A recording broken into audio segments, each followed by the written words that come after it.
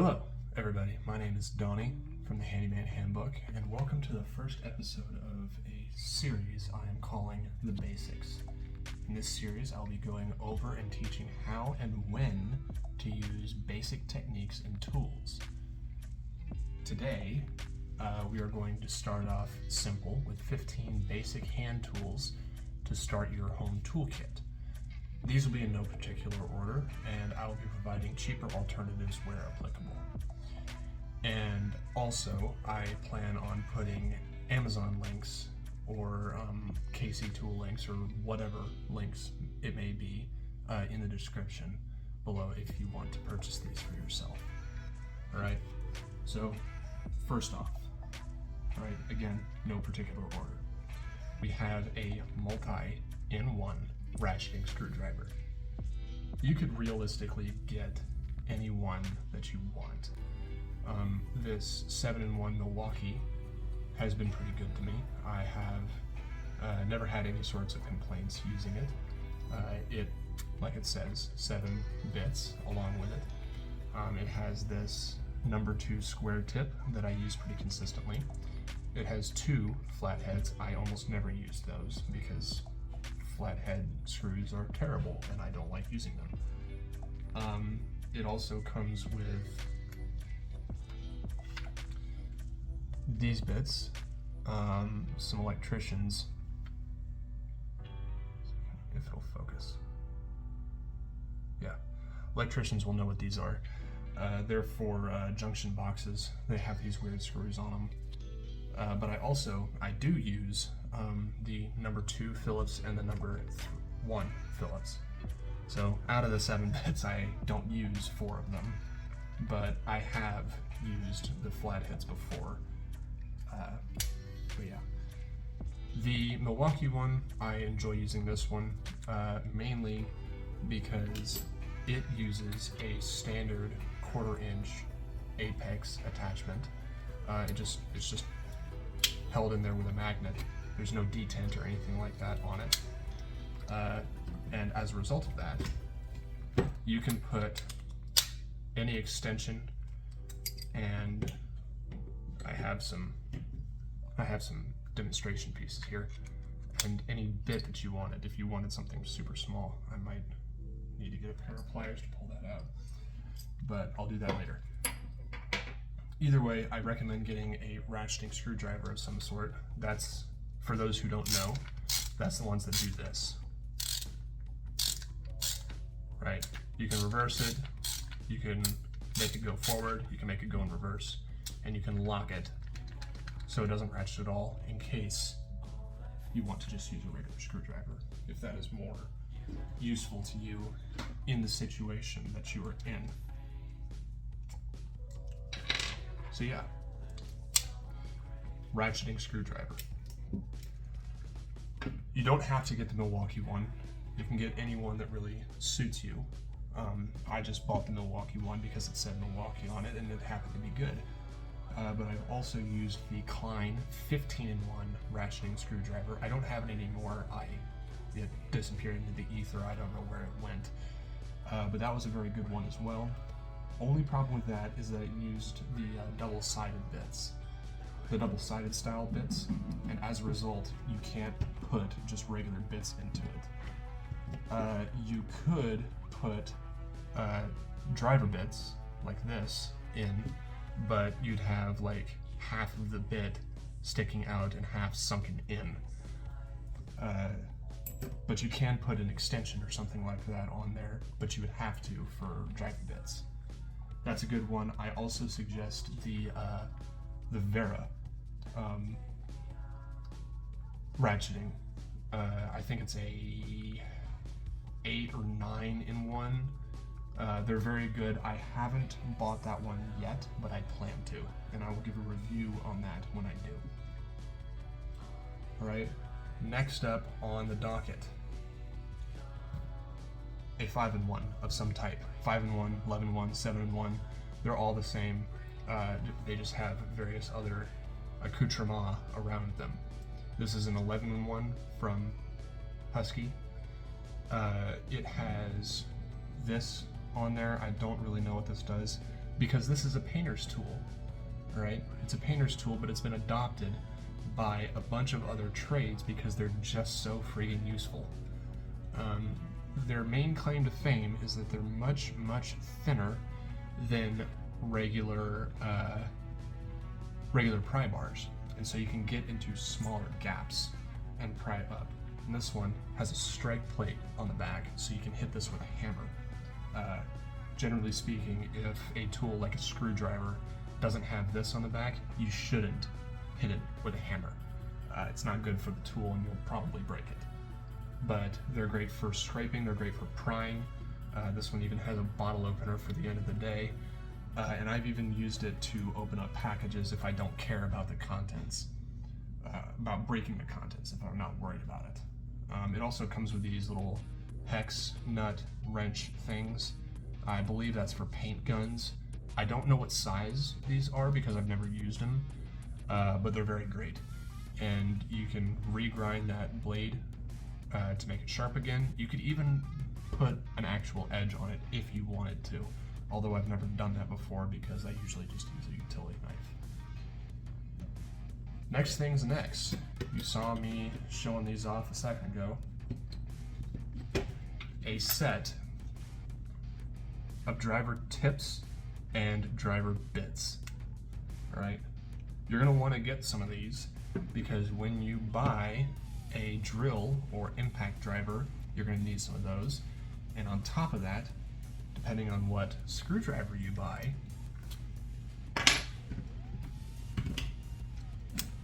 you can use those same bits in this guy. So this is no longer a 7-in-1, it's however many bits you have. So a good set of driver bits is a great thing to have. This one is the Milwaukee Shockwave. It comes in this nice case. It comes in this nice carrying case. They're very good, easy to stack, easy to store. Make sure that you don't have a whole bunch of bits just rolling around, and they're easily organized. I also keep my extensions in here, but honestly speaking, you can get whatever brand you're favorable to, and especially if you're not really experienced with tools, the differences between one brand and another aren't going to be as apparent as they are to a seasoned tradesman. I've been going through a whole bunch of different brand bits for a very long time now. Well, not really a very long time, but some years. And I have found that the Milwaukee Shockwave sets are some of my favorites as far as cost to performance goes.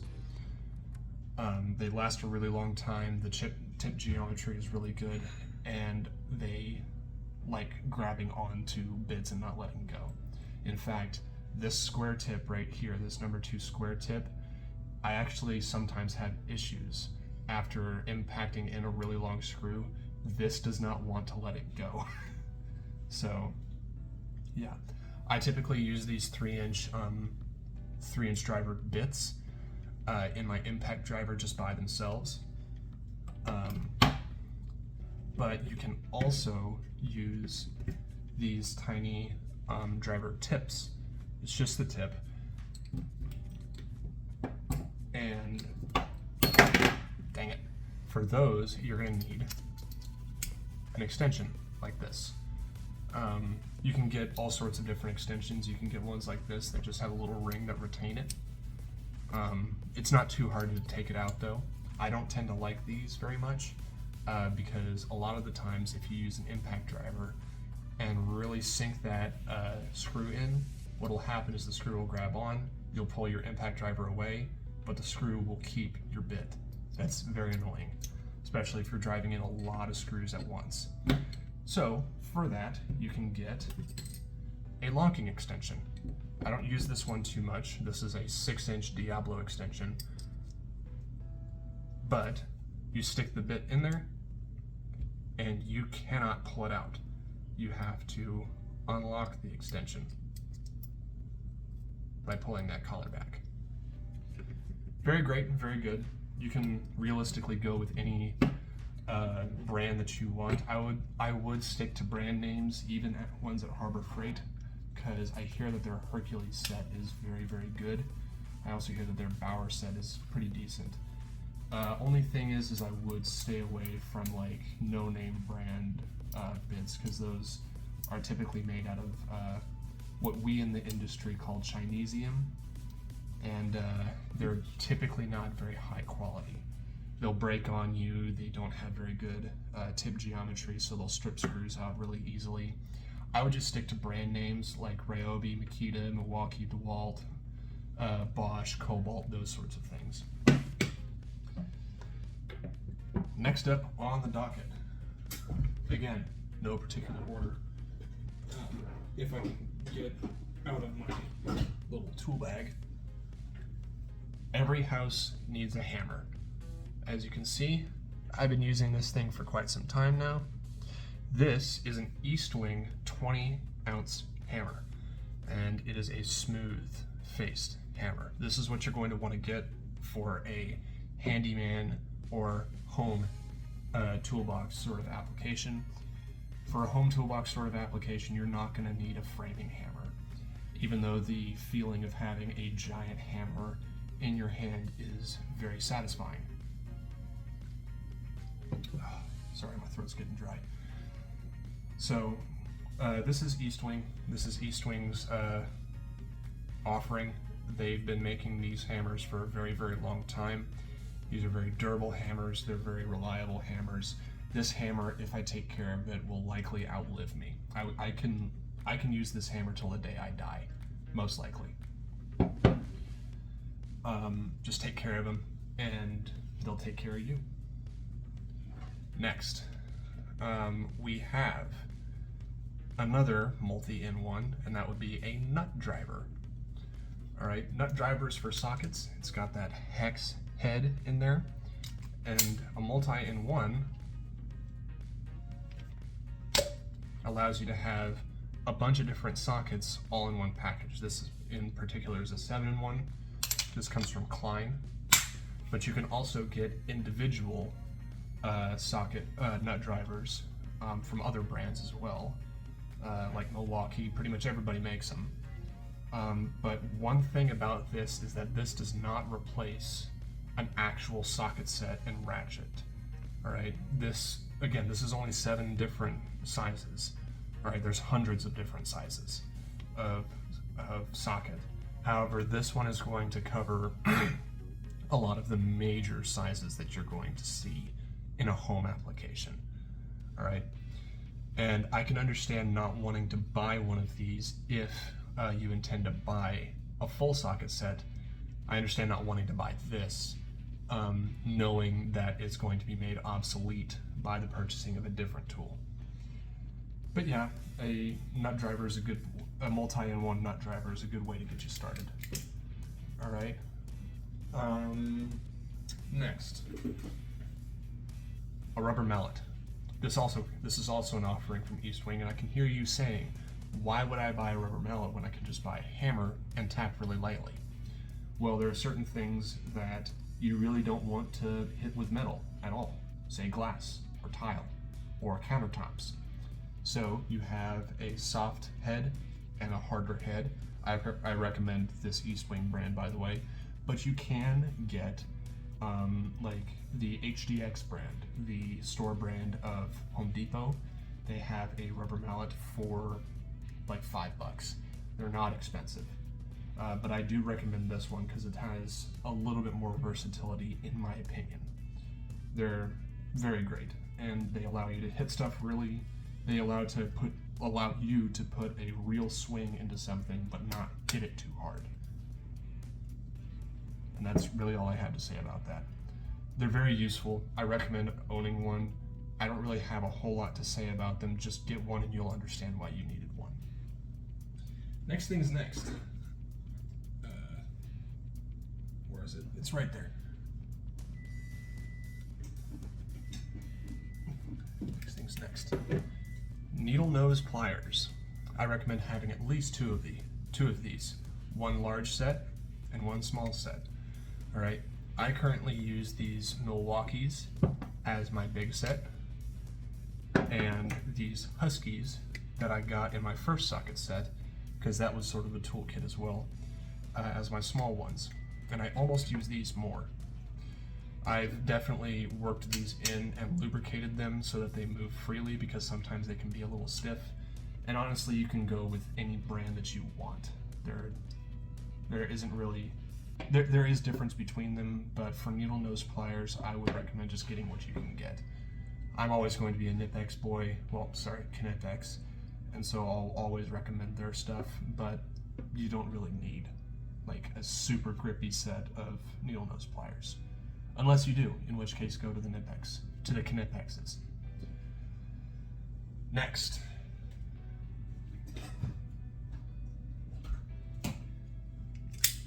Utility knife. I'm not going to recommend a cheaper version of this, because this is the best utility knife that you'll ever get, and it's only $20. This is the Milwaukee Fastback. Alright, this particular version is $20. It has a push button like that. It has a deep carry pocket clip, and it opens up really easy. It's easy to change the blades. It's got, they call this a wire stripper. I've never used it as that. I just bought this one because I like the way it feels in my hand. It also has a little notch here to put the end of your tape measure in, so that you can get a consistent width if you're like cutting cardboard to a specific width. Get one of these. They're great value and they have a lot of utility.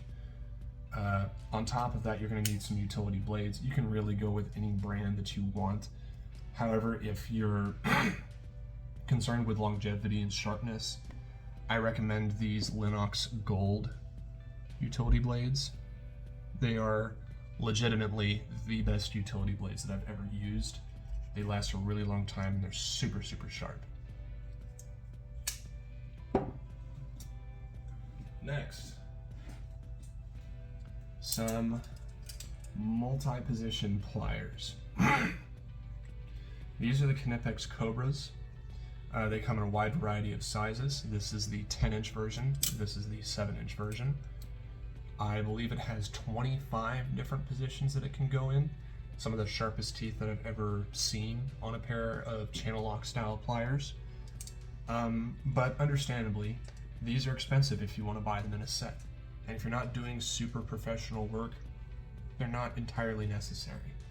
So if you don't want to spend the dough to get a 3-pack of these, like the 12, the 7, and the 5-inch variations for like $120 for 3 pliers, then don't. Just get some Chann-el-loks brand pliers and be done with it. But let me tell you something, if you do ever go to these, you will never go back, right? They're between $30 to $40. If you, last time I checked, it might be different. But yeah, these are great. I absolutely love them, and I love Knipex. Next thing's next. A set of Allen wrenches. Not super necessary, but especially if you're one to put together IKEA furniture, these combined with these make for a great combo. And you can get these as impact driver bits, so it makes installing that IKEA furniture even quicker. Next things next. Something that everybody should already have, but if you want to get a better version, tape measure.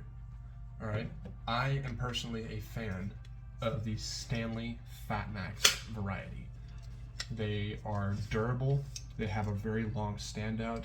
You know, you've been in Home Depot and you extend the tape as far as you can without it falling. That's standout.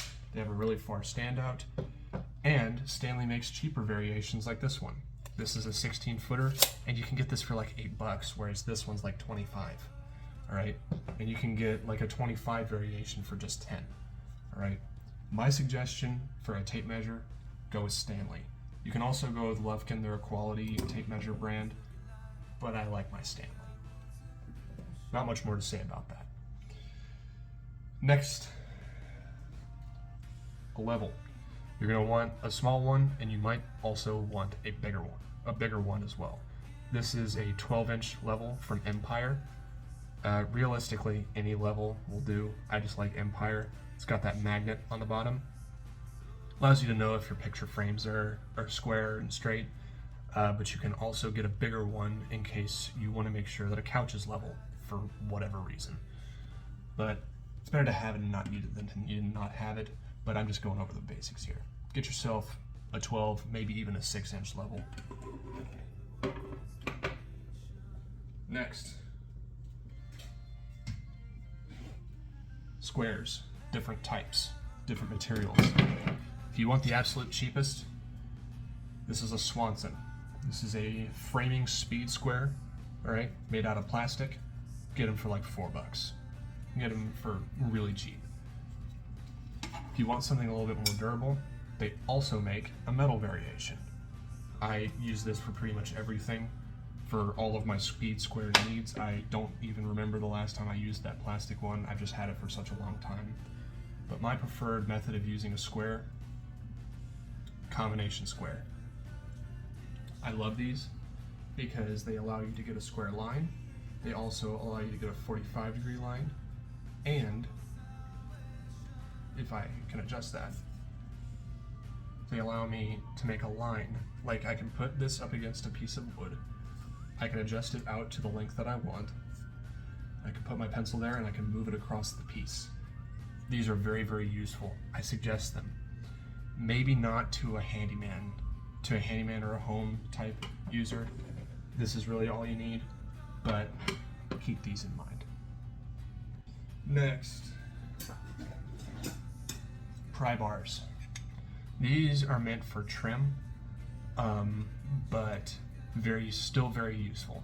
All right, you can also get some larger ones, but honestly speaking, for the home handyman, these are probably as much as you need, but I would suggest getting, like, I don't know, 4 sizes bigger than this, because you never know. Not much more to say about that. Last but not least, an adjustable wrench. All right, that's what these are called. Long story short, I hate this tool. I hate these. I hate using them. All right, but you should own one, because the reason why I hate them is because I got an opportunity to buy and use one of these. This is another offering from Knipex. This is their baby. They love these things, and they have a price tag to prove it.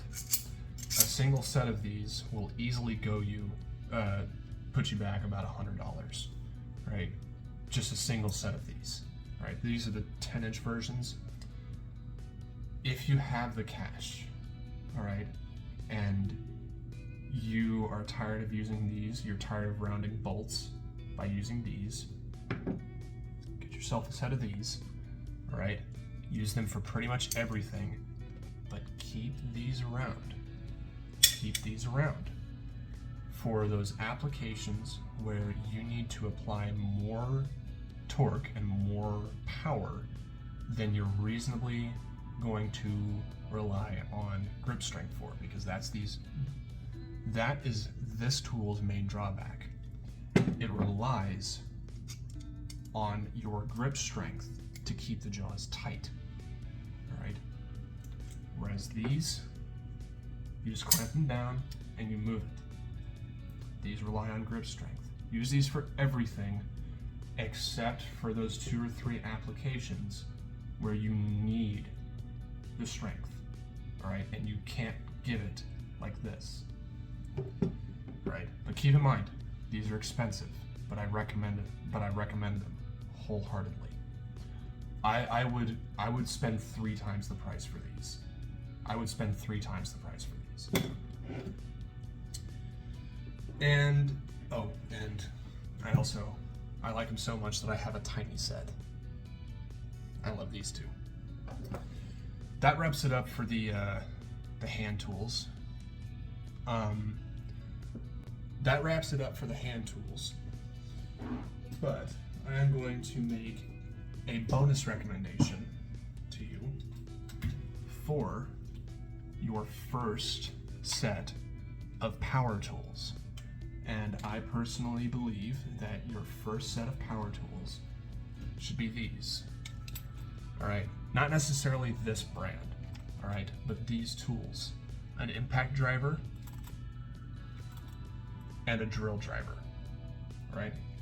The difference being is that an impact driver has this little 1/4-inch hex collet, and it also employs a impacting action. So while it's turning, the impact driver will detect a load. If it detects a load, then an anvil will smack the hammer will smack the anvil in here. It would be better if I had a graphic, but it will smack the hammer will smack the anvil, and it'll boom, boom. It'll like do that motion, right? And it can drive bigger screws quicker. And I have a drill as well. I don't use this too often, but it's good to have, all right? Use the drill for making holes. You're gonna need to get a set of drill bits for it, because I don't recommend using the impact driver drill bits for this. I don't recommend it. You can if you're in a pinch, but at the same time, these are not meant to make holes. All right, they're not meant to make holes. When you're making a hole and you want it to be smooth, you need that smooth, non-impacting power delivery. That's what you want when you're drilling a hole, right? Not the impacting action. And if you do want this set of power tools, it comes with 2 batteries, a charger, and a bag.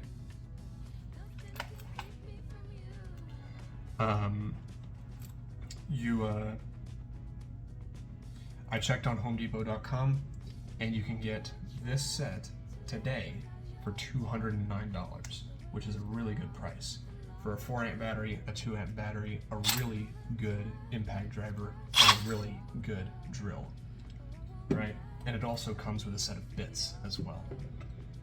All right, so that's the basics, all right? I hope you enjoyed this video. There will be more to come, both in this series and in other series.